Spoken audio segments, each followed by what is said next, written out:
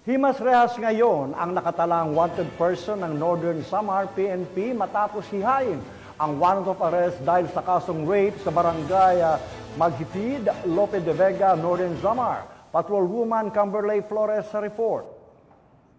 Sa mga awtoridad ang isang lalaking wanted person na may kasong rape matapos mahuli sa barangay Maghipid, Lope de Vega, Northern Samar. Bandang alas 12:30 ng madaling araw nang maaresto ang akusado ng mga tauhan ng 1st Northern Samar Provincial Mobile Force Company kasama ang Northern Samar Provincial Intelligence Unit, Tatarman Municipal Police Station, Lope de Vega Municipal Police Station at 803rd Maneuver Company Regional Mobile Force Battalion 8 sa bisa ng warrant of arrest para sa kasong rape kaugnay sa RA 7610 o Special Protection of Children Against Abuse, Exploitation and Discrimination Act na walang inirekomendang piyansa. Ang akusado ay dinala sa Katarman MPS para sa kaukulang dokumentasyon at tamang disposisyon. Ang pagkakahuli sa akusado ay resulta ng masigasig na operasyon ng ating kapulisan upang masugpo ang kriminalidad sa ating bansa. Dahil sa bagong Pilipinas, ang gusto ng pulis, ligtas ka.